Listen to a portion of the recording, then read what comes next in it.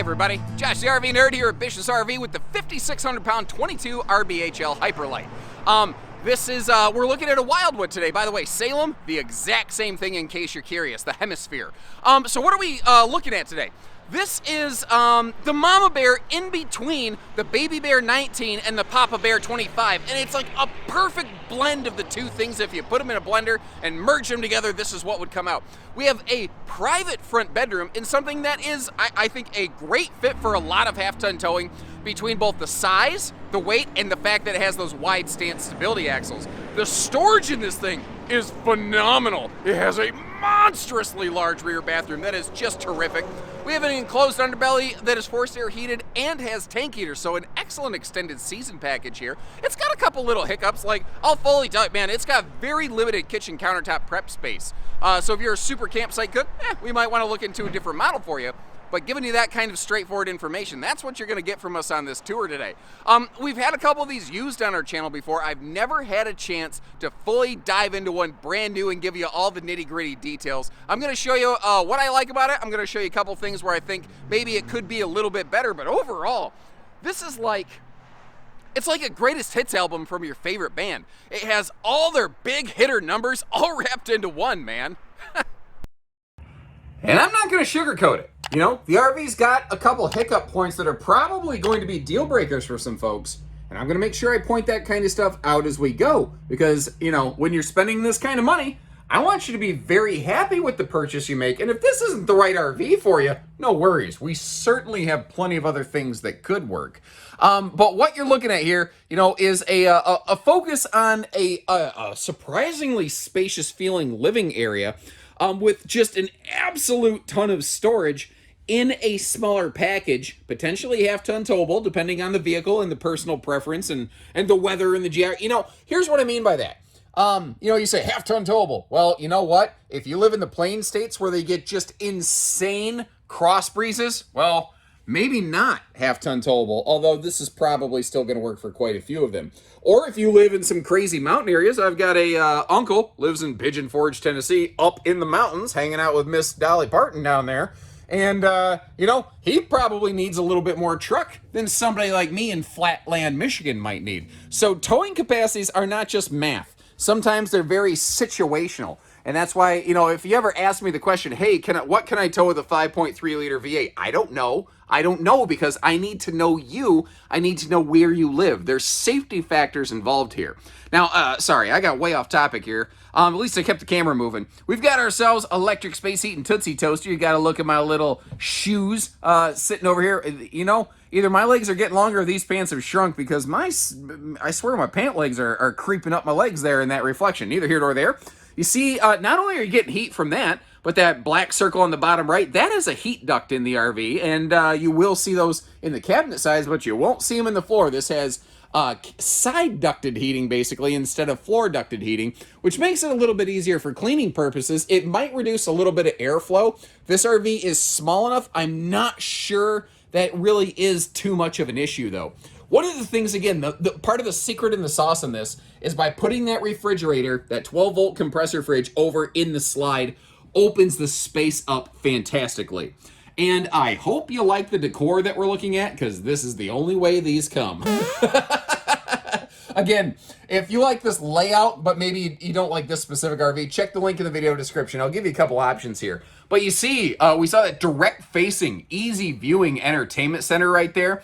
13,500 BTU centralized standard. You have the option for a 15, and like I said, man, storage galorage in here.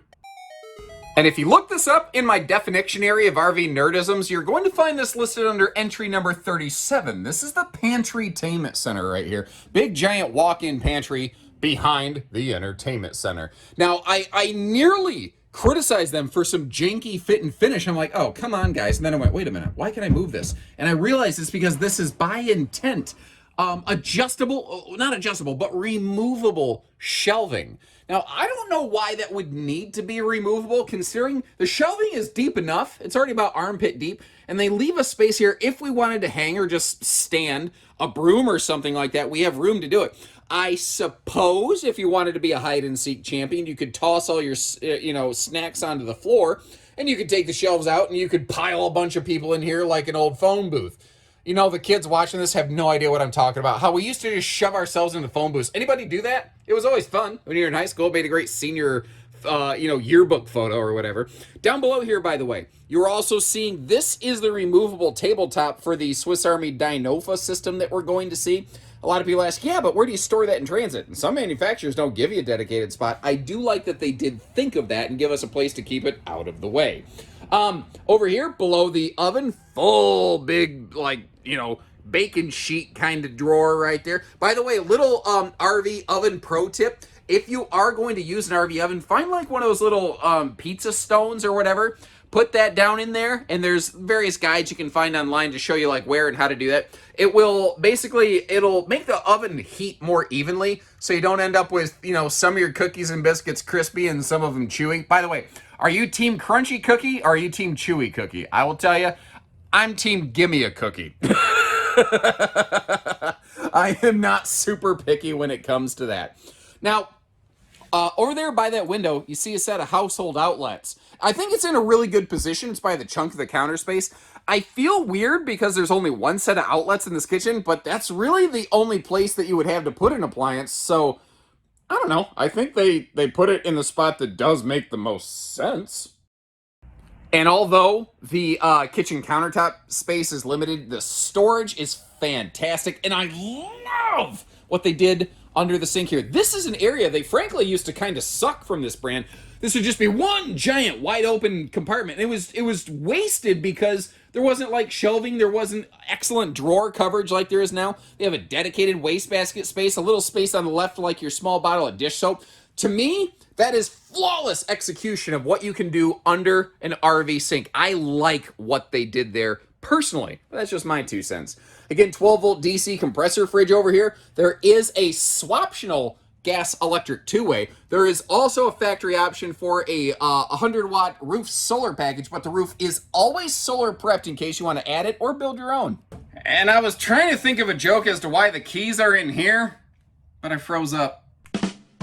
Now, keeping with the storage trend, let's move ourselves back into the bedroom. You've got normal hanging wardrobe closets on both sides. Something I haven't talked about yet. This is another really nice touch. They're not using like the pleated cloth shades or the metallic midi blinds. They're using roll down blackout shades all through the RV, even up here in the bedroom. And you see how the backside actually has that white backer right there. That way, if you do have it pulled all the way down, either for privacy or for sun blocking, it really does a better job of reflecting that heat. And they do both a full top box and side to make sure that light can't bleed through and blind you. Now, I've heard some people say, man, I really hate these. Okay, take them off. That's not a hard thing. We could do that for you. Campers like this, with a big sliding privacy door for the bedroom, have a hard time figuring out where to put the TV. It is prepped on the wall over there. And is that a trick of the light, or is that wrinkly? Okay, oh my Lord. Tell me on camera that doesn't look like it's water damaged. It's not at all. It's just the way that the shading on that hit. I about had a heart attack. I thought we had a major issue in here. Okay, even better. Moving on. Up front here, below the bed, you've got yourself a full storage trunk, and notice how they're not trying to cheap out by only giving us one gas strut. They are doing the double up strut system to give you that totally separated inside-outside storage chest, which is great. But I told you, I'd share you the good with the bad with the everything in between. Which is a tough commitment. It's hard. It's not fun talking about potential deal breaker factors. But this is going to be one of them for some folks. This is a Camp Queen bed.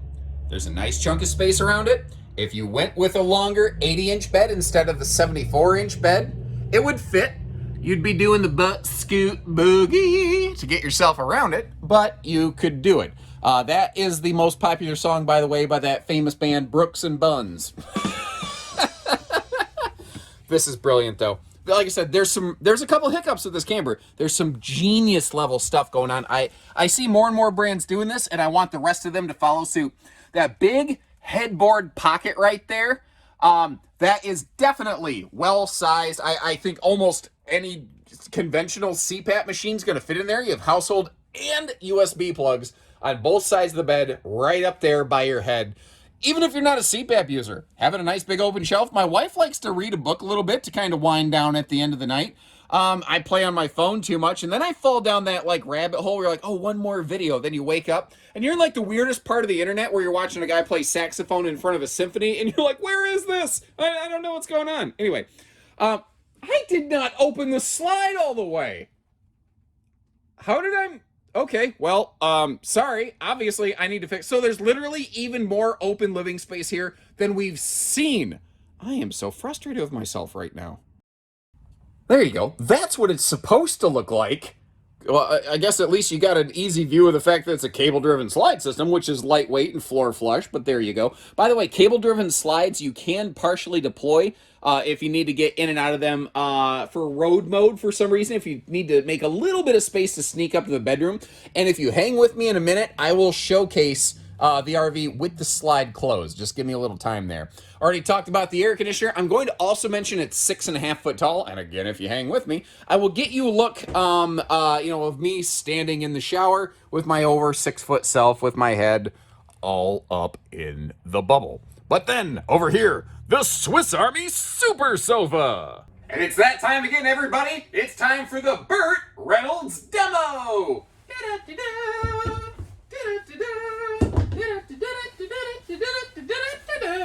Anybody name that jingle, by the way? So, here's the size. Again, I'm like 6'2", 6'3". My head is on the head is on the armrest. It's technically a headrest right now. My feet are just touching that one. But I'm a good-sized person. So, like, if you're just in here and it's, like, raining outside, you're just putting something on TV, it'd be a little bit of nothing to just sit here and take a little midday snooze. I don't know about you, though. I'm like a leg-up guy. If I'm really going to snooze, I'm like this the whole time. It's just a thing that I've always done. Also, it's really cold, so I'm going to put my shoes back on now. Actually, no, I'm not. I'm going to take them back off. So that I can show you, I show these things open all the time to hide a bed.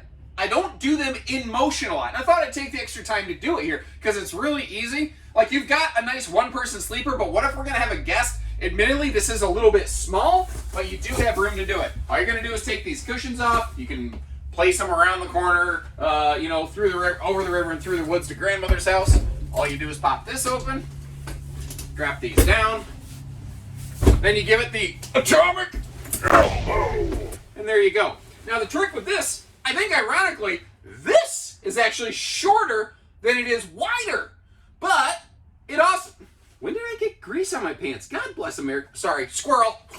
Let me lay with my head basically against the wall. You can see how my little feet are just dangling over the edge. I hope I'm wearing cleaner socks. I'm one of these guys, I wear my socks way too long. They just get dirty and brown and gross, and then I flash them on camera and I don't even think about it. Anyway, but you get the idea. Now, could you sleep two people here?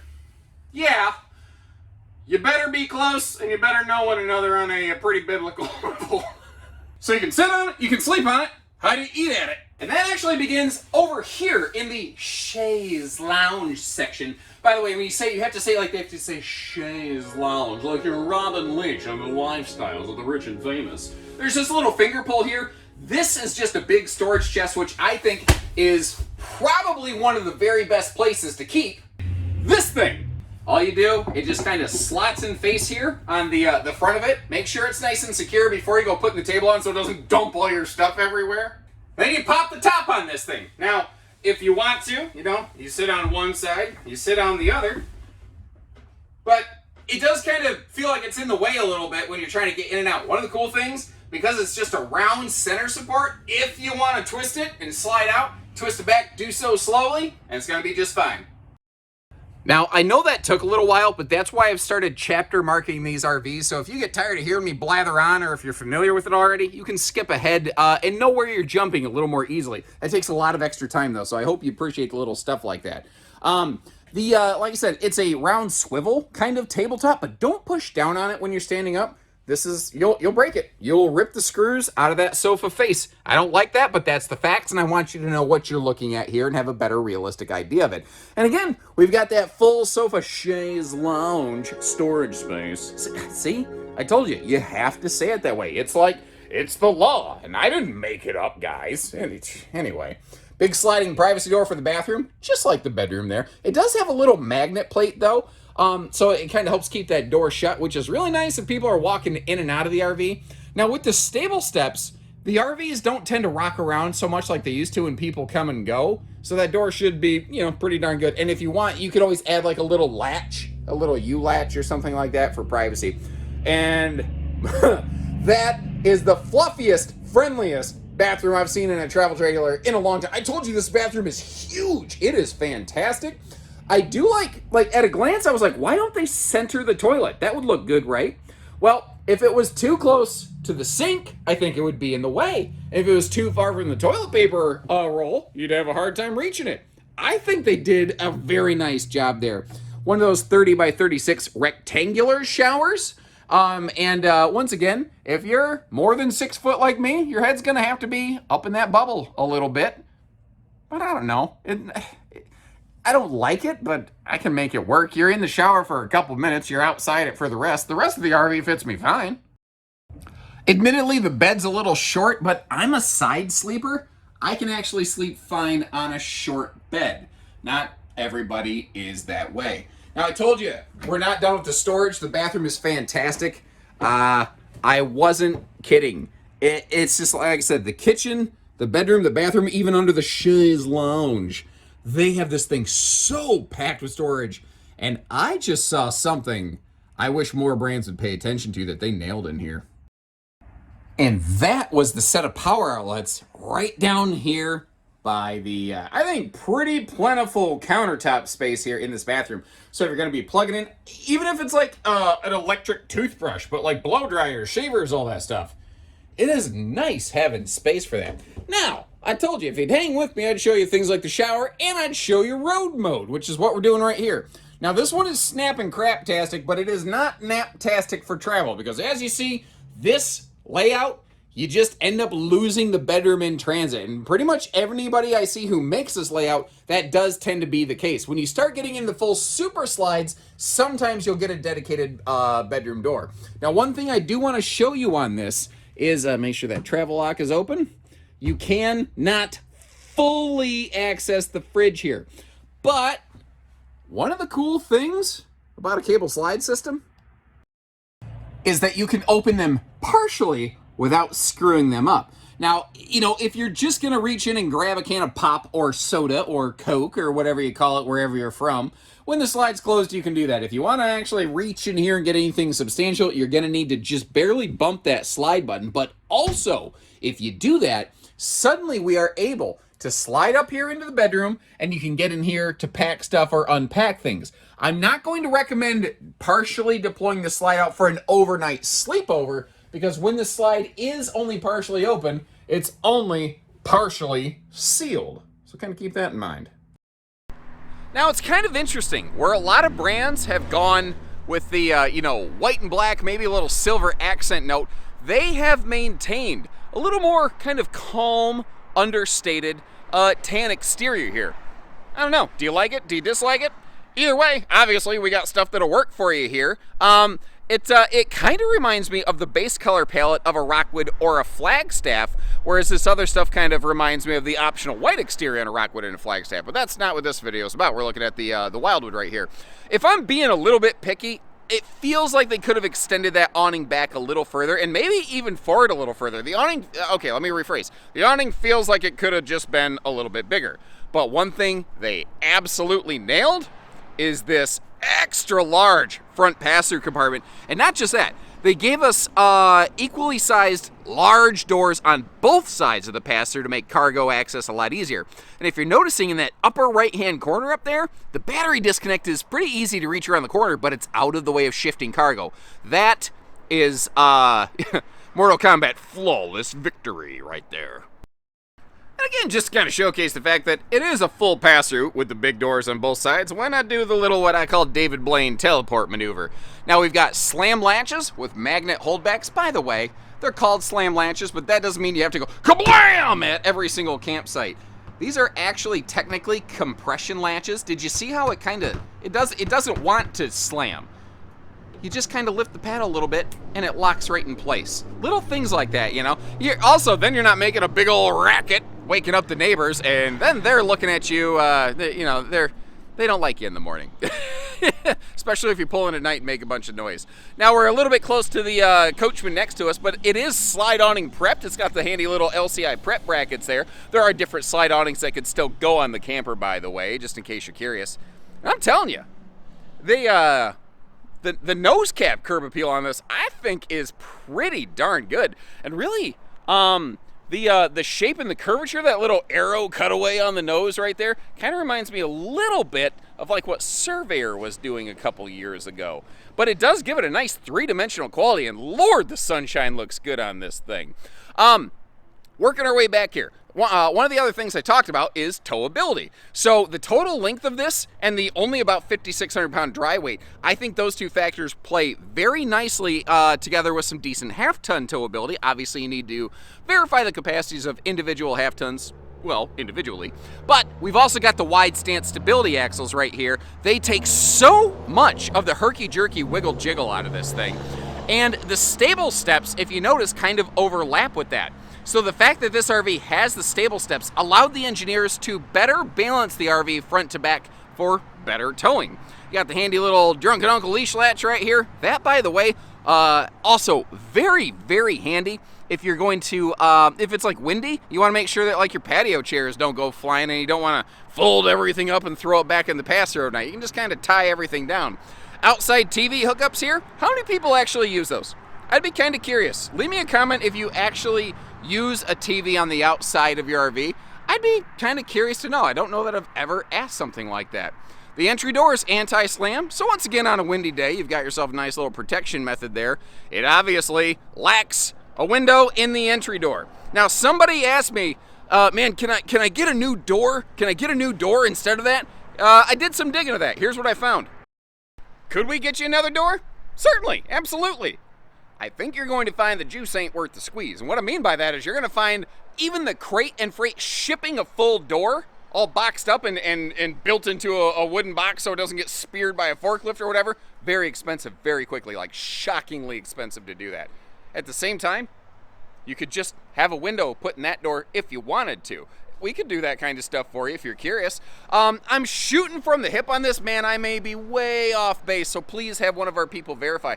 I'm gonna estimate you could do that for around the neighborhood of $125 a window, maybe $150. I'm not sure exactly how much labor time would go into that, but I've asked a couple customers who did stuff like that themselves, and they said, well, if doing it myself, it took me, I don't know, about a half hour, and the window and all that kind of stuff was about $100. So it can be done. I don't know the part number. I don't know where you get that stuff. I know that we have people inside that can verify that kind of thing for you.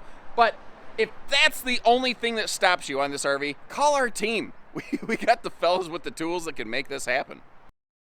And then back here behind the stable steps in the entry door, we have ourselves a propane cooker hooker coming off the side of this thing. All LED tail and marker lights. Most RVs, I've seen just a very, very small handful of RVs that are still using like incandescent markers. I'm not aware of anyone using anything but LED taillights at this point. If you know of a brand, like a super cutthroat budget brand that's doing it, let me know. I haven't seen a whole lot of it. Backup camera ready, but again, even if an RV theoretically isn't backup camera ready, every RV can easily have a backup camera applied to it. This is one of those things, it, again, kind of reminds me of the Rockwood Flagstaff kind of thing. This little kind of combined water docking center over here, black tank flush, city connection, and your freshwater fill all in one spot. Got our cable and satellite separate hookups above that on the right.